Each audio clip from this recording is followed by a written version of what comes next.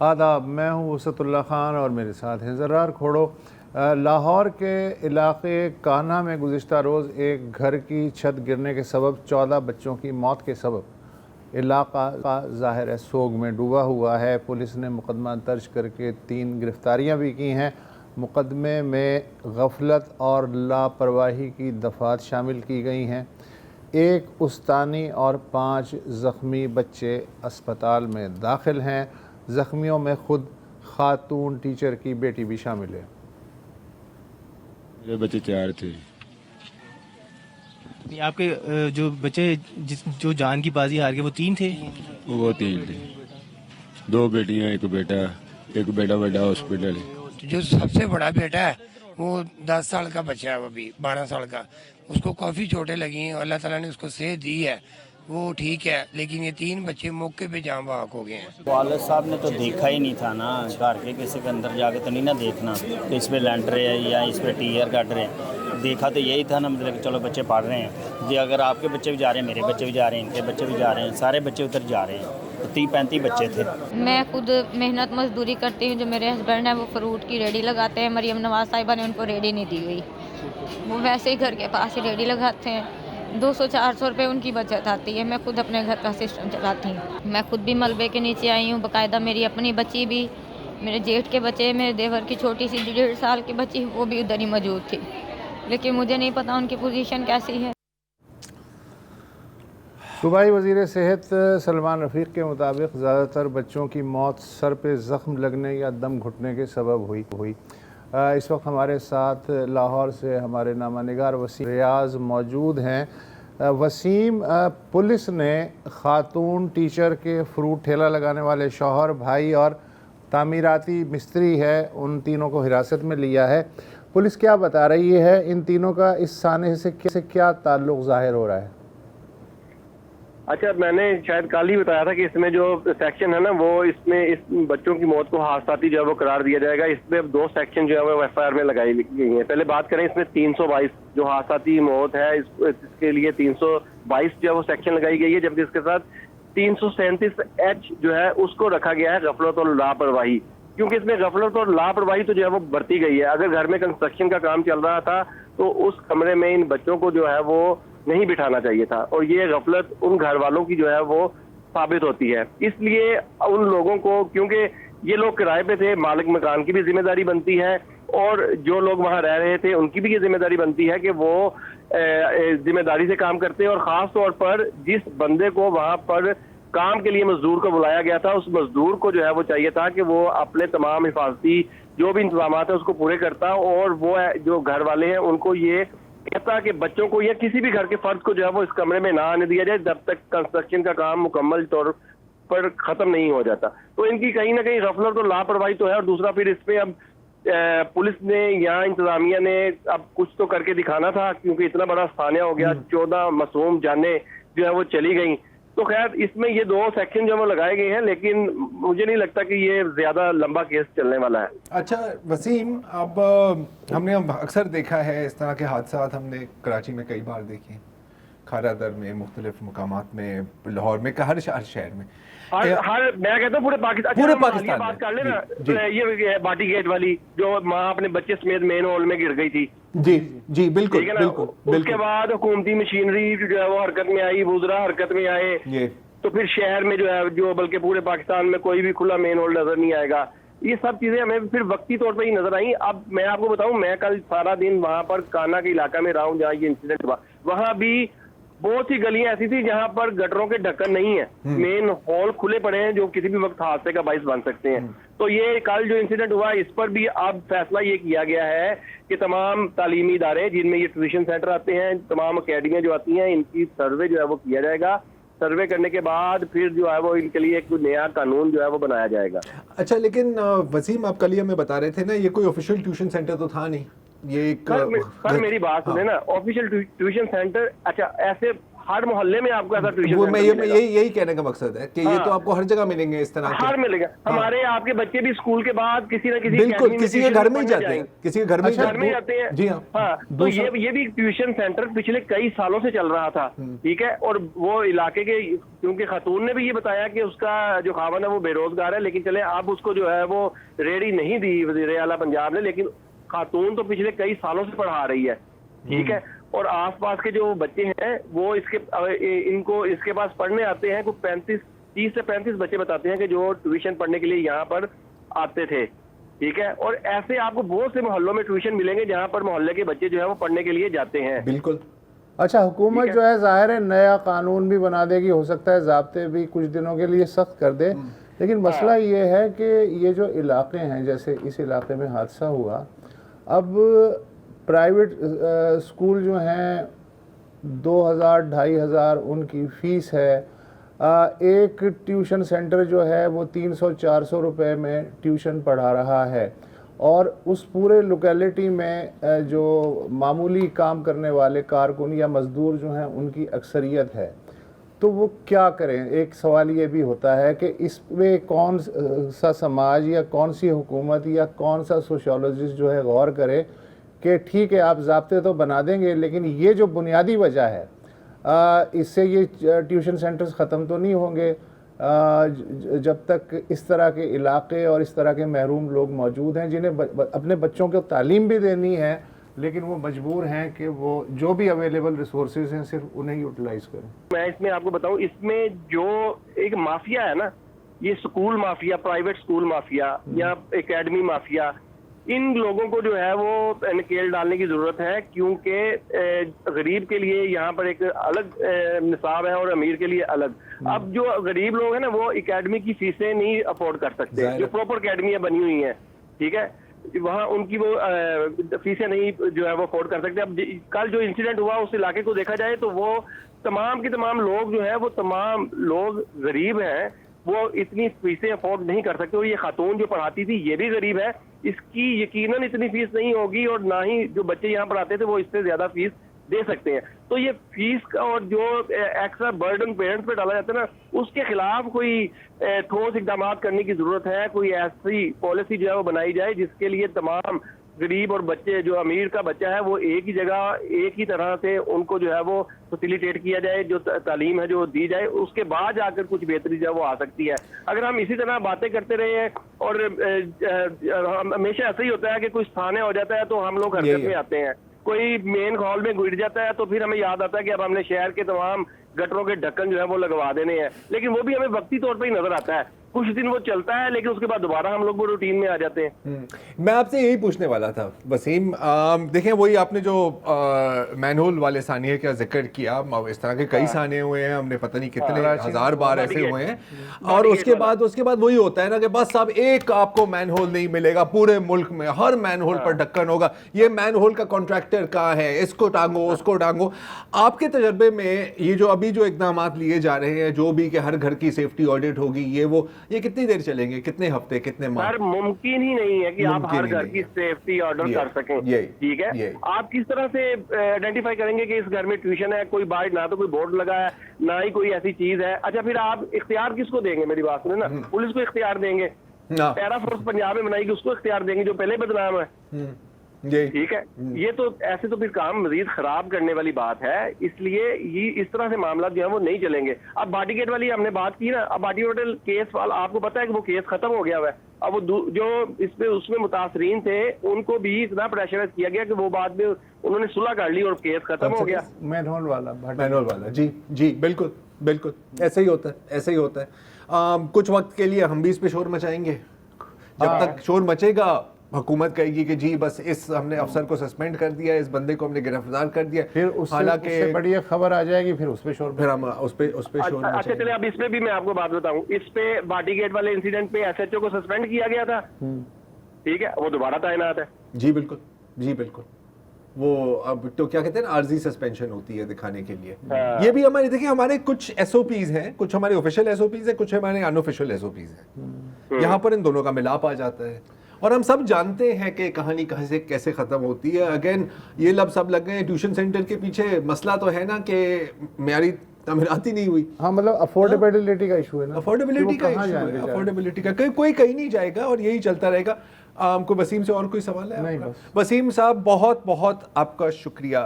لاپرواہی اور غفلت, سر لاپرواہی اور غفلت ہمارا کلچر ہے, ٹھیک ہے, اور آپ کسی بھی لیول پر دیکھ لیں آپ کو لاپرواہی ملے گی, آپ کو غفلت ملے گی. ہمارے ہاں انسانی جان جو ہے نا وہ بہت ہی سستے داموں میں بکتی ہے, جو حقیقت ہے نا. حقیقت یہ ہے کہ ہمیں اپنی جان کی فکر نہیں ہوتی, ہم باقیوں کی کیا بات کریں گے, رائٹ. میں مثال دیتا ہوں, چلان سسٹم سے پہلے کتنے لوگ سیٹ بیلٹ پہنتے تھے؟ میں باقیوں کی بات کر رہا ہوں, میں خود نہیں پہنتا تھا. اچھا کچھ لوگ ابھی بھی ہیں جو سمجھتے ہیں کہ سیٹ بیلٹ پہننے سے میں نامرد ہو جاؤں گا. ہاں ایک زمانہ مجھے یاد ہے جو کوئی سیٹ بیلٹ پہنتا تھا تو وہ برگر آ گیا ہے, ممی ڈیڈی آ گیا ہے, وہ تینوں کی مطلب کیا میری ڈرائیونگ پر تمہیں بھروسہ نہیں ہے, اعتبار نہیں ہے, یا یہ مسئلہ نہیں ہے.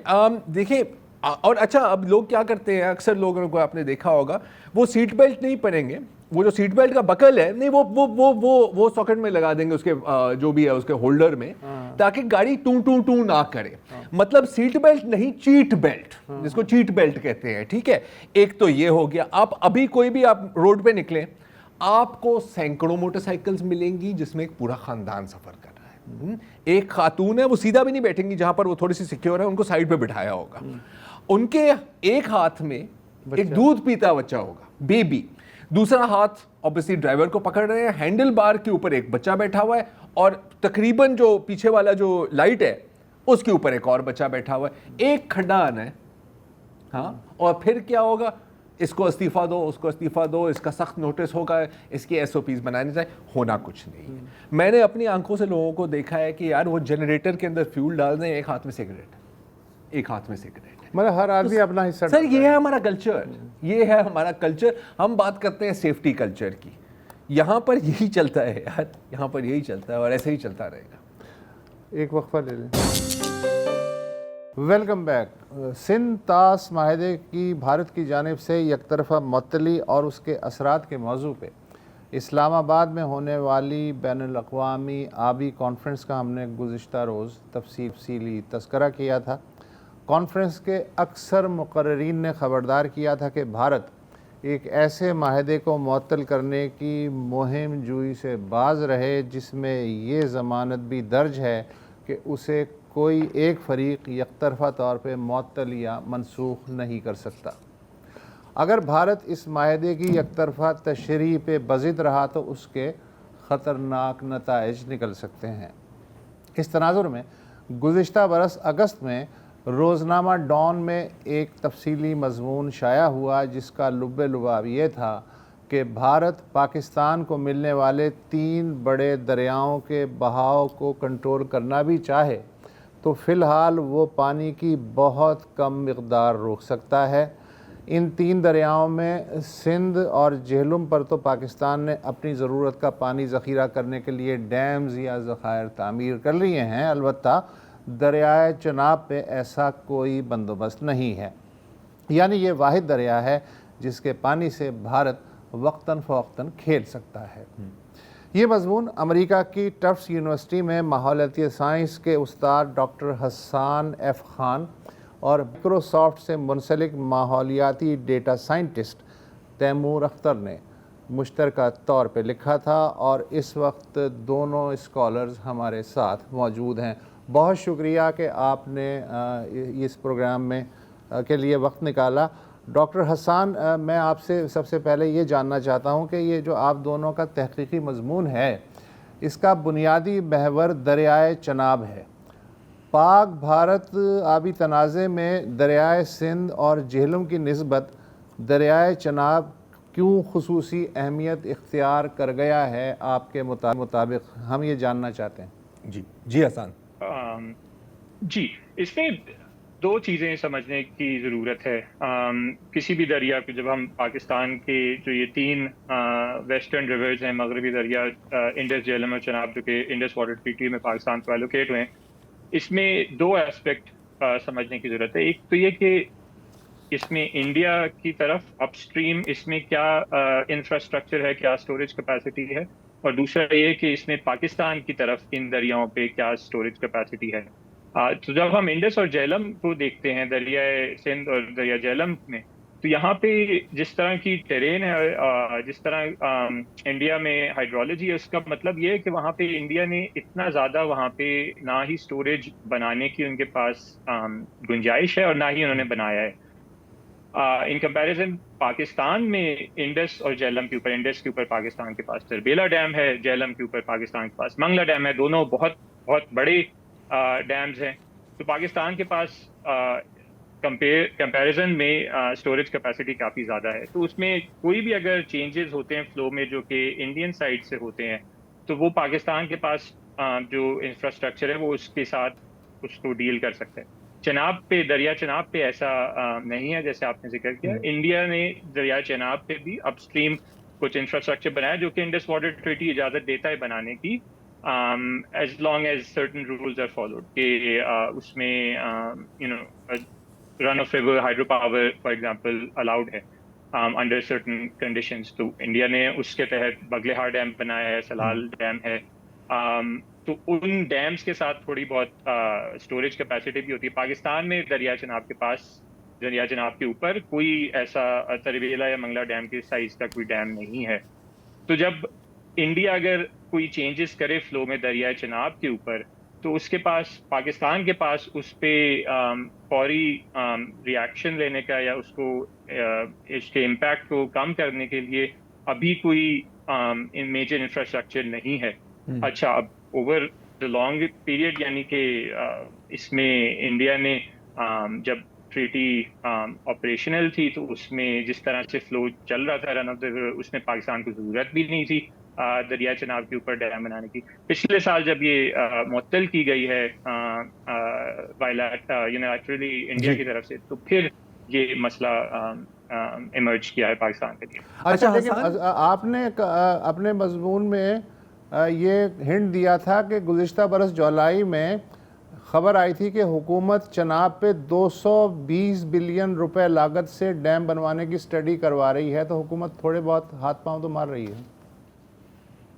بالکل, اس میں, اور جیسے ہم نے اپنے مضمون میں بھی ذکر کیا تھا, اس میں ملٹیپل چیزیں ہیں جو پاکستان کر سکتا ہے. اس میں, اور اس میں ایک ضروری چیز جو سمجھنے کی یہی ہے کہ ایک تو یہ کہ جب ہم بات کرتے ہیں کہ انڈیا فلو کو ڈسٹرپٹ کر سکتا ہے, اس کا یہ مطلب نہیں ہے کہ انڈیا اس فلو کو روک سکتا ہے, کیونکہ کافی دفعہ ایسی بات آتی ہے اخبارات میں یا میڈیا میں کہ انڈیا پانی روک سکتا ہے. اس میں ایون چناب کے اوپر بھی جو ہم بات کریں, یہ فلو ڈسرپشن کی ہم بات کر رہے ہیں, فلو سٹاپ کرنے کی بات نہیں کر رہے ابھی اس وقت ایٹ لیسٹ. اچھا حسان, سوری میں آپ کی بات کاٹ رہا ہوں. مطلب آسان الفاظ میں یہ کوئی نلکا نہیں ہے جس کو آپ بند کر سکتے ہیں مکمل طور پر. اس سے پہلے کہ ہم اس پر بات کریں کہ پاکستان کیا کر سکتا ہے, میں تھوڑا سا, آپ نے اپنے مضمون میں بھی اس کا ذکر کیا ہے, ورسٹ کیس سینیریو کیا ہے. اور ہم یہاں پر ظاہر ہے کہ ہم اس وقت چناب پر ہی فوکس کر رہے ہیں. تو ورسٹ کیس میں چناب کے ساتھ بھارت کیا کر سکتا ہے؟ آپ نے موسم سردہ کا ذکر کیا, اگر تھوڑا سا آپ میں ناظرین کو بھی سمجھا سکیں کہ وہ what is in their control. جی ضرور. اور اس میں فرسٹ تھنگ میں جو پہلی چیز کر لوں, اس میں ایک بہت نارمل پریکٹس ہے آپ کے پاس ڈیمز کے ساتھ ایسوسیٹڈ, اس کو ریزروار فلشنگ کہتے ہیں. اس کا مطلب یہ ہوتا ہے کہ کیونکہ ہمارے جو سارے دریا ہیں جو کہ سنو میلٹ ڈریون ہوتے ہیں, اس میں سیڈیمنٹ کافی زیادہ ہوتا ہے. تو جب ڈیمز آپ کے پانی سے بھی بھرتے ہیں اور ساتھ میں اس میں سیڈیمنٹ بھی بھرتا ہے, تو انڈیا کی ایک پریکٹس یہ رہی ہے, اور جو کہ ٹریٹی الاؤ کرتا ہے, کہ بگلے ڈیم میں فار ایگزامپل وہ وقتاً فوقتاً تقریباً سال میں ایک دفعہ وہ اپنے ریزروار کو فلش کرتے ہیں تاکہ اس کے ساتھ سیڈیمنٹس خالی کر سکیں, تاکہ ڈیم کی اسٹوریج کیپیسٹی وہ برقرار رکھ سکیں. تو یہ چیز ہے جو کہ انڈیا ہمیشہ کرتا ہے, اور ٹریٹی اس کو اجازت دیتی ہے ایز لانگ ایز انڈیا اس کا نوٹیفائی کرے پاکستان کو, اور ایسے مینر میں کرے کہ اس کا جو پاکستان پہ امپیکٹ ہے اس کو منیمائز کر سکے. تو ہمیشہ سے یہ ہو رہا تھا. دس از واٹ ہیز چینج. جو پچھلے سال جو ٹریٹی میں ابینس ہوئی ہے اس میں یہ چینج ہوا ہے. تو اب جو پاکستان کو جو خدشہ ہے یا جو سب سے بگیسٹ تھریٹ ہے وہ یہ ہے کہ اگر یہ ونٹر ٹائم میں یہ ریزروار فلشنگ ہوتی ہے, تو اس میں रिजर्व फ्लशिंग के बेसिकली 4 स्टेजेस हैं जो कि पाकिस्तान उसको एक्सपीरियंस करता है. पहले तो आप समझ लें कि भाई दरिया जो है अपने नॉर्मल फ्लो के ऊपर चल रहा है, तो जब ये पहली स्टेज हो गई. फिर दूसरी स्टेज ये होती है कि जब दरिया रिजर्वायर फ्लश होता है, इसका मतलब है एकदम से पाकिस्तान में जो है वो पानी जो आता है चनाब में, वो एकदम से स्पाइक करते हैं, एकदम से 1-2 दिन के लिए वो बहुत ज़्यादा पानी आता है, क्योंकि वो एकदम से डैम के स्पिलवे खुलते हैं. अच्छा, उसकी जो तीसरी स्टेज होती है कि एक दफ़ा जब इंडिया की तरफ से वो डैम खाली हो गया तो फिर वो डैम भरने लगते हैं. जब डैम भरने लगते हैं तो दरिया का जो फ्लो है वो बिल्कुल कम हो जाता है, ना होने के बराबर हो जाता है. तो और फिर इवेंचुअली जब डैम भर जाता है तो वो दरिया अपने नॉर्मल फ्लो के ऊपर वापस आ जाता है. तो ये एक नॉर्मल 4 स्टेजेस हैं रिजर्वायर फ्लशिंग की. अब विंटर्स में जो पाकिस्तान को मसला ये है कि एक तो ये कि दरिया चनाब में वैसे ही फ्लो विंटर्स में कम होता है कंपेयर टू जो आपके पीक फ्लो समर्स में होते हैं अप्रैल मई जून में. अच्छा, इसमें इसलिए जो रिजर्वायर फिलिंग का जो स्टेज है, जो स्टेज 3 में जिसमें कह रहा हूँ ना कि जब एक दफा रिजर्वायर खाली हो गया और उसको पानी से भरना है, तो क्योंकि दरिया में वैसे ही पानी कम होता है, तो उस दौरान वो कम पानी जो है इंडिया उसको तकरीबन हफ्ते से 10 दिन के बीच में उस पानी को जो है रोक सकते हैं अपने डैम के अंदर, जो कि अगर समर्स में ये करेगा तो उसके 1 से 2 दिन में वो डैम भर जाता है समर्स के फ्लो के अंदर. तो विंटर्स में बेसिकली ये हफ्ते से 10 दिन का पीरियड है जिसमें एक सिग्निफिकेंट डिस्ट्रप्शन है जो कि पाकिस्तान में जो विंटर क्रॉप है उसके लिए काफ़ी नुकसानदेह साबित हो सकती है. नुकसानदेह साबित हो सकती है. ठीक है, बहुत शुक्रिया. और अब हम एक वक्फे के बाद ज़रा बात करते हैं कि इस सिनेरियो में पाकिस्तान क्या कर सकता है. क्या बड़े डैम बनाने में तो सालों साल लग सकते हैं सर. इमीडिएटली हमारे पास क्या काउंटर मेजर्स हैं after the break. Welcome back. अभी हम बात कर रहे थे कि भारत पाकिस्तान की नहरों के साथ क्या नुकसान पहुंचा सकता है, पाकिस्तान को क्या नुकसान पहुंचा सकता है. बिलखुसूस यहाँ पर चनाब की बात हो रही है. तैमूर अख्तर साहब, आपसे मैं पूछना चाह रहा हूँ कि पाकिस्तान क्या काउंटर मेजर्स ले सकता है. जैसे आपने अपने मजमून में भी लिखा है, how do we blunt Indian actions. और यहाँ पर जैसे वसत भी जिक्र कर रहे थे, आप भी इस पर बात कर रहे थे कि एक डैम के बारे में सोचा जा रहा है, लेकिन हमें पता है कि बहुत महंगे प्रोजेक्ट होते हैं, कई साल भी लग सकते हैं और फ्रैंकली वल्नरेबल भी हैं, because if it comes to war तो फिर ये भी एक टारगेट बन सकते हैं. तो अगर हम डैम को एक सेकंड के लिए साइड पर रखें, उसके अलावा क्या काउंटर मेजर्स हैं बिलखसूस रिवर चनाब की अगर हम बात करें पाकिस्तान की साइड पर. सबसे पहले मैं ये बयान करने की कोशिश करता हूँ कि हम सोच क्या रहे थे जब हम लोगों ने जब हम लिख रहे थे इस बारे में. तो उसमें जैसे अभी हसन ने बयान किया है कि इस वक्त जो सिचुएशन है चनाब के ऊपर वो ऐसे है कि हमें डिसरप्शन मिलती है और हमें आइडिया है, हम काफ़ी सिनारियोज देख सकते हैं जिसमें हमें अंदाज़ा हो सकता है कि डिसरप्शन क्या हो सकती है. गर्मियों में क्या हो सकती है, कितने दिन के लिए एकदम से पानी बढ़ जाएगा, फिर पानी कम हो जाएगा, और वो सर्दियों में क्या हो सकता है, हमें इस चीज़ का अंदाज़ा हो रहा है क्या हो सकता है. और इसको हम कह सकते हैं कि एक तरह से ये अनसर्टेनिटी है. और हम इसको इस नज़रिए से देख रहे थे कि क्लाइमेट की वजह से भी अब हमें नेचुरली भी अनसर्टेनिटीज बढ़ती जाएंगी. अब हमने देखा है फ्लड्स जो आ रहे हैं, तो उसका सबसे बड़ा तरीका ये कि अपने लिए इसको एक अपॉर्चुनिटी भी समझें कि एक तरफ पॉलिसी के हिसाब से, ट्रीटी के हिसाब से बहुत इस पे काम हो रहा है, लेकिन हमने फिर कोशिश की कि हम मजमून में ये बात ज़रूर करें कि हम इंटरनली क्या कर सकते हैं कि अनसर्टेनिटी वैसे भी बढ़ेगी. तो उस पर तो ये पहले हमारे ज़हन में बात थी कि हम इंटरनली मैनेज इसको कैसे कर सकते हैं डैम्स के बगैर. उसमें सबसे पहले एक्सप्लेन मैं ये कर दूं कि चनाब के ऊपर, चनाब के नीचे जो पूरी कमांड है, ये इसको जेलम चनाब कमांड कहते हैं. तो इसमें होता ये है कि जब पानी नीचे आता है, डिफरेंट कनाल्स हैं, शुरू में जो कनाल्स हैं वो सिर्फ चनाब पे ही डिपेंड करती हैं. तो अगर आप मजमून को देखेंगे तो उसमें हमने लिखा है कि और उसके बाद चनाब के ऊपर जितने भी पानी आता है उसमें जेलम से लिंक कनाल्स भी हैं जो वहाँ से पानी दरियाए चनाब के अंदर भी लेके जाती हैं, फिर रावी और सतलुज के अंदर भी लेके जाती हैं. तो उसमें ये होता है कि अगर कोई नेचुरल फ्लक्चुएशन आती है तो आप रिजर्वायर से पानी डाइवर्ट कर सकते हैं. तो इसमें जो हमारा पॉइंट ऑफ व्यू ये था कि पाकिस्तान में सबसे पहले तो इस पानी की सबसे ज़्यादा जो ज़रूरत है वो कनाल्स के लिए है, कनाल डाइवर्जन्स के लिए. सर्दियों में वो ज़्यादा भी होती है. तो ये था कि अब हम कोशिश करें इस तरफ जाएं कि हम अपनी मैनेजमेंट को ज़्यादा एडेप्टिव करें. और एडेप्टिव से मतलब ये है कि पहले से जितने भी इरिगेशन डिपार्टमेंट्स हैं, ये इंडस रिवर सिस्टम अथॉरिटी जो प्रोविंसेस के अंदर पानी डिस्ट्रीब्यूट करती है, उनके साथ मिल के पहले ये सीजन्स के खरीफ और रबी तो जो सीजन्स हैं हमारे, उनके लिए प्लानिंग करते हैं और एलोकेशन करते हैं सब कनाल्स के लिए, और फिर डिस्ट्रीब्यूशन के टाइम उनके अंदर थोड़ी बहुत एडजस्टमेंट्स होती हैं। इन एडजस्टमेंट्स को और एडेप्टिव करना पड़ेगा। जैसे कि सर्दियों की एक एग्जांपल है कि अगर सर्दियों के लिए कुछ कनाल्स बंद भी होती हैं कुछ अरसे के लिए, क्या जब वो बंद करना है उस आप इवेंट को कुछ अरसे के लिए रोक सकते हैं कि आपको अंदाज़ा है कि हो सकता है कि ऊपर से पानी आना कम हो जाए, तो उसको आप तब बंद करें जब आपको एकदम से पता चल जाए कि ऊपर से भी इन्होंने एकदम से सर्द छोड़ दी है, उसके बाद आप अपनी उनको बंद कर सकते हैं। इसको हमने नाम दिया था कि अब आप अपने रोटेशन को वाराबंदी, एक निज़ाम हमारा जो वाराबंदी का निज़ाम है वो बेसिकली है कि कनाल्स के नीचे सब कनाल्स हैं, डिस्ट्रीब्यूटरीज हैं, उसके बाद खालों में पानी जाता है, एक बहुत बड़ा नेटवर्क है ये, और उसके अंदर स्विचेस हैं, स्विचेस ऑन एंड ऑफ होते हैं, मुख्तलिफ लेवल्स के ऊपर बारियां आती हैं, और वो बारियां कभी प्लानिंग के दौरान पहले से ही डिसाइडेड होती हैं। आप उसको एडेप्टिव करें, उसको फ्लोटिंग का हमने एक वर्ड दिया था अपने मजमून के अंदर कि हम उस चीज़ को फ्लोटिंग करें, और ये चीज़ें अब हमें अंदाज़ा हो सकता है, जैसे कि हमने अपने मजमून के अंदर भी दिखाया था कि आप जल्दी से ये चीज़ आपको पता चल सकती है, इवन वेदर पैटर्न्स का भी अंदाज़ा है, फोरकास्ट भी अवेलेबल है, आप अंदाज़ा लगा सकते हैं कि कब ये वायलेशन मतलब कि अगर मैं इसको इस तरह पेश करूं तैमूर के ज़रूरत के मुताबिक आप ऐसे करें, बनिस्बत के आपने लिखा हुआ है कि भाई 15 नवंबर को हमने इसको ऑफ करना है या ऑन करना है,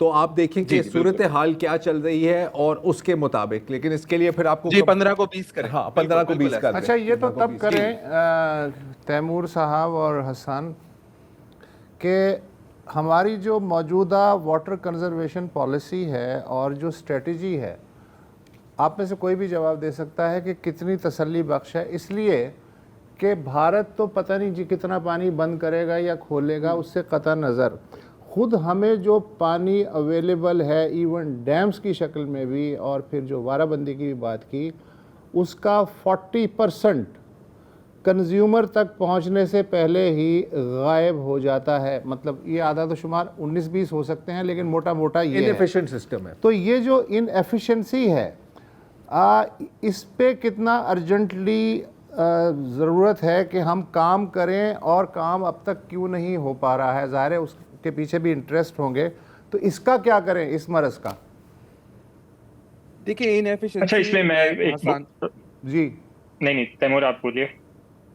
नहीं, इस पे मैं ये एक बात ज़रूर करना चाहूँगा कि इनएफिशिएंसी जो को डिफ़ाइन करना भी इतना आसान नहीं है, क्योंकि मैं आपको एक मिसाल देता हूँ कि साहिवाल के पास एक प्रोजेक्ट हुआ था कुछ साल पहले, उसमें कनाल्स की लाइनिंग हुई थी इनएफिशिएंसी ख़त्म करने के लिए।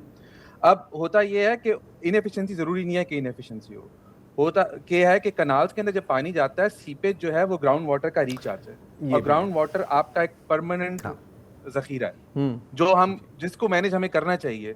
अगर आप आज देखेंगे तो मेरा ख्याल है कि अगर मैं गलत नहीं हूँ, फार्म लेवल के ऊपर 50% से ज़्यादा वाटर डिमांड जो है वो ग्राउंड वाटर पूरा कर रहा है आजकल, इवन कनाल कमांड्स के अंदर। तो इसका मतलब ये है कि ओवर टाइम हमने ओवर ईयर जो है वो रेजरवॉयर भरा है, अब हम उसको यूज़ कर रहे हैं। अब हम उसको बहुत ही कई जगहों पे बहुत ही ज़्यादा इनएफिशिएंटली यूज़ कर रहे हैं। सबसे पहले तो उसको एफिशिएंटली यूज़ करना चाहिए, लेकिन अगर पानी पहुंचते तक कुछ जा रहा है उसमें से काफ़ी हिस्सा सीपेज का है, और वो पानी वो ज़ाया नहीं हो रहा, अवेलेबल है, वो ज़ाया नहीं हो रहा। डॉक्टर हसन का टेक वो कुछ बात करना चाह रहे हैं?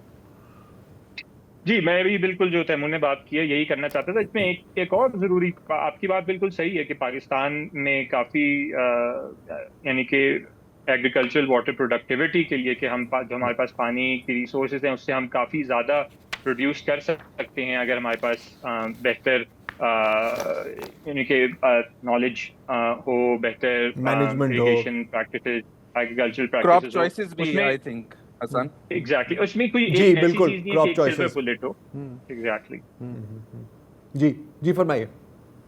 जी तो उसमें मैं यही कह रहा था कि एक कॉम्बिनेशन ऑफ डिफरेंट फैक्टर्स है कि इसमें आपके पास इसमें ऑब्वियसली आपके पास फार्मर लिटरेसी, आपके पास डिफरेंट आपकी एग्रीकल्चरल टेक्नोलॉजी, सीड, ये सारे मिल के इस चीज़ का एक सोल्यूशन बनता है। तो वो अपनी जगह बिल्कुल बरकरार है, वो भी पाकिस्तान को करना है, उसकी भी पाकिस्तान की ज़रूरत है।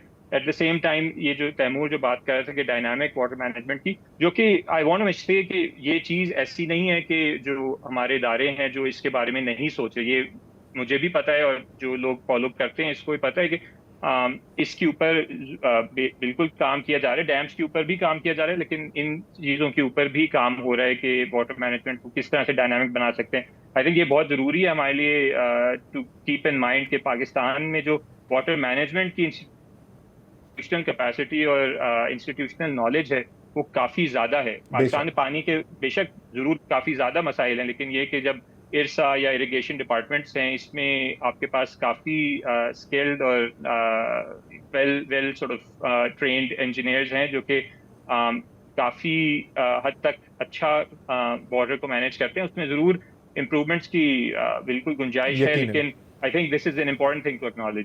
ٹھیک ہے، بہت بہت شکریہ تیمور اور حسان. یہ جو بات تھی نا وہ واٹر لاسز کی کہ پکے نالے بنائے، پکے کنالے بنائے، تو مجھے یاد ہے پکے نالے، اوپن نالے، نہیں ہاں وہی نہیں، لیکن جب وہ پانی کی چوری، جب وہ کانکریٹ، وہ سب کچھ ہے. میں ایک اور موضوع کی طرف آ رہا ہوں جو انہوں نے بھی ابھی ذکر کیا ہے.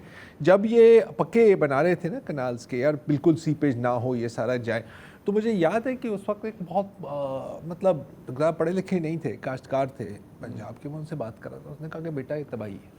میں نے کہا کیوں؟ اس نے کہا کہ یار کیونکہ یہ پانی جذب ہوتا ہے. جب میں نے اس وقت سوچا، میں نے کہا یار کیا یار کوئی ڈیولپمنٹ مطلب اس ملک میں ہو ہی نہیں سکتی ایسی جب سوچ ہوتی ہے. پھر بعد میں اس چیز کا شدت سے احساس ہوا کہ یار وہ صحیح تھے. ٹھیک ہے، تو ایک لحاظ سے کیونکہ دیکھیں ہماری جو پوری مینٹیلٹی ہے نا یار آن آف، یار کوئی ایک حل بتا، مجھے ایک حل بتا، نہیں یار بس، اور 5 منٹ کے اندر بتاؤ. جو کمپلیکیٹڈ چیزیں ہوتی ہیں 5 منٹ میں نہیں ہو سکتی. تو یہ مجھے پتہ ہے کیا چیز یاد آئی، جب کچھ لوگ کہتے ہیں نا، خاص طور پہ اپر ریپیرین بھائی ہمارے اکثر کہتے ہیں یار اب تو پانی سارا سمندر میں ضائع کر وہ بھی ایسے ہی ہے، وہ یہ ملتی جلتی دلائل میرے نظر میں. تو اگین سچویشن بالکل سیریس ہے. جیسے آپ نے کہا کہ بھارت کی آبی دہشت گردی سے قطع نظر، دس از سم تھنگ ہمارا اپنا گھر جو ہے اس کی تو سیٹ کر لیں، وہ کرنا ہے یار. کیونکہ دیکھیں ٹینکی میں آپ کے پانی آ رہا ہے یا نہیں آ رہا ہے، جو پائپ میں لیکیج ہے اس کو تو آپ نے فکس کرنا ہی کرنا ہے نا یار. اور اگر 24 گھنٹے آپ کا نلکا کھلا ہوا ہے، ہاں آپ شیو کر رہے ہو لیکن کھلا نلکے میں، تو کم آن. ہاں اگر ایجنڈا کچھ اور ہے تو وہ ایک الگ بات ہے. وقفہ لے لیں. Welcome back. کل ہم اقوام متحدہ کی اس رپورٹ پر بات کر رہے تھے جس میں واضح الفاظ میں بیان کیا گیا ہے کہ کتنی بے دردی سے اور جان بوجھ کر اسرائیلی فوج فلسطینی بچوں کو نشانہ بنا کر قتل کرتی ہے یا پھر شدید زخمی کرتی ہے. اور آج میں آپ کو یہ بتانا چاہ رہا ہوں کہ حالانکہ وہ جو رپورٹ ہے وہ تو پچھلے 2.5 سالوں کی ہے، یہ سلسلہ آج بھی چل رہا ہے. اگر ہم صرف پچھلے 2 ہفتوں کی بات کریں تو کل، اور یہ کل کی بات ہے، کہ اسرائیل نے ایک ایسے بچے کو مارا ہے جس کی ابھی پہلی سالگرہ بھی نہیں آئی تھی. اس بچے کا نام ہے سوار ابو دراز، اور یہ خیموں میں، المواسی کے خیموں میں اپنی ماں کی گود میں تھا جب وہاں پر فائرنگ ہوئی اور یہ نشانہ بن گیا. کل ہی ان کی تدفین ہوئی ہے. اور اس کے ساتھ میں یہ بھی بتاؤں کہ ان کے ساتھ ان کی والدہ بھی شہید ہو گئی.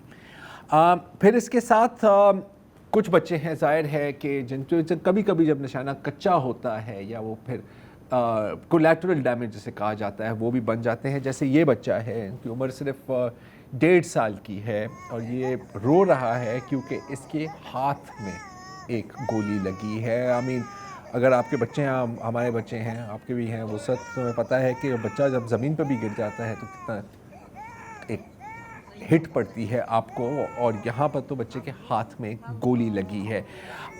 یہ ہے آئلین جن کی عمر صرف 11 سال کی تھی، اور اس کو بھی پچھلے ہفتے گولی مار کر قتل کر دیا گیا.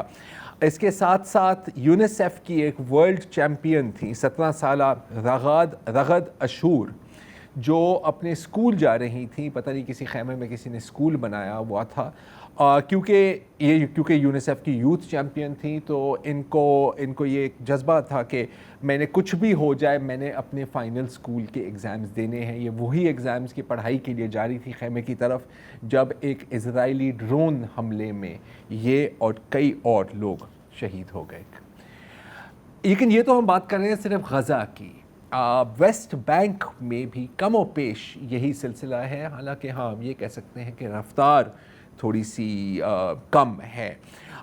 اس بیتسلم ایک اسرائیلی ادارہ ہے لیکن وہ ہیومن رائٹس پر بہت کام کرتے ہیں اور بالخصوص ان کی نظر ویسٹ بینک اور غزہ پر بھی پڑی ہوتی ہے، تو ان کی ابھی ایک رپورٹ آئی ہے منظر عام پر جس میں وہ ہمیں بتاتے ہیں کہ اگر ہم پچھلے 2 سالوں اور 8 ماہ کی بات کریں، یعنی کہ 7 اکتوبر 2023 سے 7 اکتوبر 2026 تک، تو اسرائیلیوں نے تقریباً 235 فلسطینیوں کو بچوں کو قتل کیا ہے صرف ویسٹ بینک پر۔ یہاں پر آپ ان کی میپ میں دیکھ سکتے ہیں ہر رپورٹڈ واقعے کی ڈاکیومنٹیشن۔ اگر آپ بیتسلم کی ویب سائٹ پر جائیں تو آپ اس کو خود بھی انویسٹیگیٹ کر سکتے ہیں۔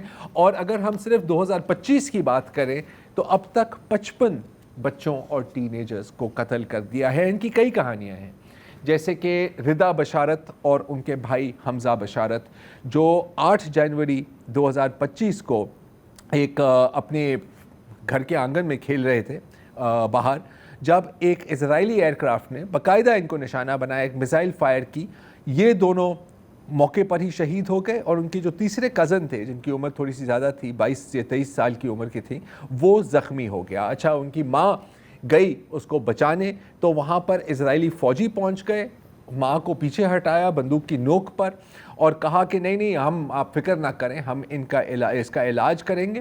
پھر جب فیملی والوں کو پیچھے بھیج دیا تو وہ بس وہاں کھڑے رہے، سگریٹ پیتے رہے انتظار میں کہ یہ مر جائیں۔ بعد میں اسرائیلی فوج نے کہا کہ نہیں یہ تو IEDs پلانٹ کر رہے تھے، یہ دہشت گرد تھے، اور ظاہر ہے کہ اسرائیلی فوجیوں کے خلاف کوئی کارروائی نہیں ہوئی، بلکہ شاید پروموشن ہی مل گئی ہو کیونکہ یہی کام ہوتے ہیں ان کے۔ پھر ہیں لیلا الخطیب، جن کی عمر صرف 2 سال کی تھی۔ وہ اپنی ماں کی گود میں بیٹھے ہوئے تھے اپنے گھر کے اندر، اپنی کچن میں ڈنر ٹیبل پر وہ کھانا کھانے لگے تھے اپنی 2nd فلور اپارٹمنٹ میں، جب اسرائیلی فوج نے اندھا دھند فائرنگ کی اور ان کی سر کے پیچھے ایک گولی لگی اور وہ وہاں موقع پر ہی شہید ہو گئے۔ جب وہ نیچے پہنچے اور وہ فوجیوں کے سامنے، اس نے کہا کہ جی اصل میں غلطی ہو گئی، ہم اپنے بندوق چیک کر رہے تھے، پتہ نہیں کیسے چل گئی۔ ان کی بھی ظاہر ہے کہ کوئی تحقیقات نہیں ہوئی۔ اور ہاں، اس کے بعد کیونکہ اس وقت وہ زخمی حالت میں تھی، بچے والدین کا خیال تھا کہ شاید یہ بچ جائے، وہاں پر ایمبولینس تو ظاہر ہے کہ موقع پر نہیں تھی، تو وہ کسی اور کی گاڑی میں تقریباً 100-200 میٹر دور بچے کو ڈالا۔ جیسے ہی وہ گاڑی نکلی تو فوج نے ان کو گھیر لیا اور کہا کہ نہیں، اس میں تو دہشت گرد ہیں، جب تک ہمیں اوپر سے آرڈر نہیں ملیں گے ہم اس کو نہیں جانے دیں گے۔ نہ آرڈر آئے اور نہ بچی کی جان بچی۔ پھر ایمن الہیومی ہیں، جو ان کی عمر 12 سال کی تھی، وہ اور ان کے 10 سالہ بھائی اپنے دادے کے گھر سے نکل کر اپنے چاچے کے گھر جا رہے تھے، جو بالکل جن کی دیواریں ملتی ہیں، برابر میں ہیں۔ جیسے ہی وہ نکلے اور وہ پاتھ پر گئے اپنے چچا کے گھر تو فوجیوں نے گولیاں مارنا شروع کر دی۔ بعد میں جب بیتسلم نے اس کی تحقیقات کی تو انہوں نے کہا کہ وہاں پر کچھ نہیں ہو رہا تھا، شوقیہ گولیاں چلائی ہیں، اور ظاہر ہے اس کیس میں بھی کسی کو انویسٹیگیٹ نہیں کیا۔ ہزاروں اس طرح کے کیسز ہیں، میں صرف ایک اور آپ کو سنانا چاہ رہا ہوں، اور وہ ہے رماس اموری کی کہانی، جن کی عمر 13 سال کی تھی، اور اس نے اپنی ماں کی اجازت پوچھی کہ جی میرے جو کزن ہیں پڑوس میں جو رہتے ہیں، کیا میں ان کے ہاں جا سکتی ہوں؟ تو ماں نے دیکھا کہ یار ابھی تو کوئی جھڑپیں نہیں ہو رہی، کوئی فساد نہیں ہے، ہمارے محلے میں ٹریفک بھی آگے پیچھے جا رہی ہے، تو آپ چلی جائیں۔ جیسے وہ گھر سے نکلی اور مڑی، ایک سپاہی نے، اسرائیلی فوجی نے اس کے سر میں گولی مار دی۔ بعد میں اسرائیلی فوج سے جب پوچھا گیا، اس نے کہا کہ وہ ہمیں مشکوک لگ رہی تھی اور ہم نے اسے کہا تھا کہ تم رک جاؤ، وہ نہیں رکی تو ہم نے کہا کہ صحیح ہے پھر مار ڈالو، اور مار ڈالا۔ یہ جو 55 کیسز ہیں 2025 کے، جس سال کی یہ انویسٹیگیشن ہوئی ہے، اس میں تقریباً 25% लाइक मतलब 1/4 केसेस में बच्चे बच सकते थे अगर इजरायली फ़ौज ने लोकल एम्बुलेंसेस को ना रोका होता या जो लोकल वहाँ के जो मकामी लोग हैं उनको ना रोका होता कि हम इन बच्चे की मदद करने आ रहे हैं। कई केसेस में तो इजरायली फ़ौज ने बाकायदा उन लोगों पर भी फायरिंग की जो बच्चों को बचाने आ रहे थे। मतलब कि ये तयशुदा मंसूबा है, हम सब जानते हैं। SOP गज़ा में एक एम्बुलेंस नहीं बची। साउथ लबनान में सबसे ज़्यादा जो टारगेट किया गया वो एम्बुलेंसों और पैरामेडिक्स को। ये इनकी SOP है। और मैं आपको एक और भी इनकी SOP बता देता हूँ। ये जो मैं 55 केसेस की बात कर रहा हूँ, इनमें से 20 की लाशें अभी तक इजराइल की हिरासत में हैं। मतलब कि वालिदैन को ये भी मौका नहीं दे रहे कि वो अपने बच्चों को दफन करते खाक करें।